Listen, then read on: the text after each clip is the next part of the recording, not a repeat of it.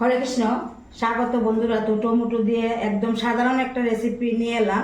প্রচণ্ড গরমে এইভাবে যদি আমরা টমেটোর এই রেসিপিটা বানিয়ে নিই দুপুরের খাবারে একদমই দারুণ লাগে।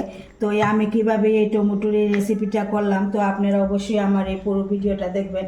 আর টমেটোর এই চাটনি করলাম, চাটনিটা একদমই জাস্ট অসাধারণ হলো, খেতে খুব টেস্টি লোভনীয়। টমেটো দিয়ে একদম সিম্পল একটা রেসিপি করব। সিম্পল রেসিপি হলেও এটা কিন্তু খেতে একদমই খুব তো এই টমেটো রেসিপিটা করার জন্য লাগবে বাদাম। তো বাদামগুলি আগে ভেজে নিচ্ছি, আর নারিকেলও লাগবে। তো বাদামগুলি আমি আগে ভেজে নিচ্ছি।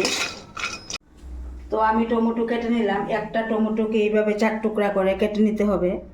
তো এবার পুরন দিয়ে দেব। কড়াতে তেল দিয়ে দিলাম, শুকনো লঙ্কা, তেজপাতা, পুরনে রাঁধুনি আর সরিষা পুরন দিতে হবে। তো এবার টমেটোগুলো দিয়ে দিতে হবে,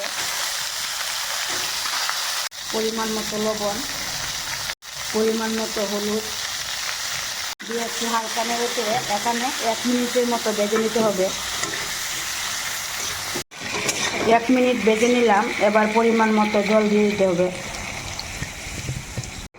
জল দিয়ে দেওয়ার পর হালকা নেড়ে দিতে হবে। আর এবার দিয়ে দিতে হবে পরিমাণ মতো চিনি,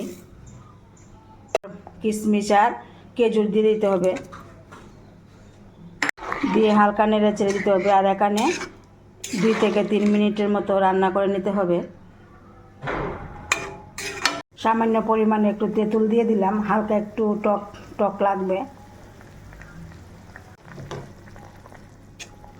তো 2 থেকে 3 মিনিট রান্না করে নিলাম। এবার এই পেস্ট করা এই বাদামটা দিয়ে দিতে হবে। দিয়ে দিলাম। মানে আমি নারিকেল আগে একটু লবণ হলুদ দিয়ে ভেজে নিলাম। এইভাবে ভেজে নিয়ে এই রেসিপিটা করতে হয়। তো এবার নারিকেলটা দিয়ে দিলাম। তো এবার খুব ভালোভাবে নেড়ে চেড়ে দিতে হবে। এরপর এখানে আরও 1 মিনিটের মতো রান্না করে নিতে হবে। তো এবার 1 মিনিট আরও রান্না করে নিলাম। এবার নামিয়ে নেব।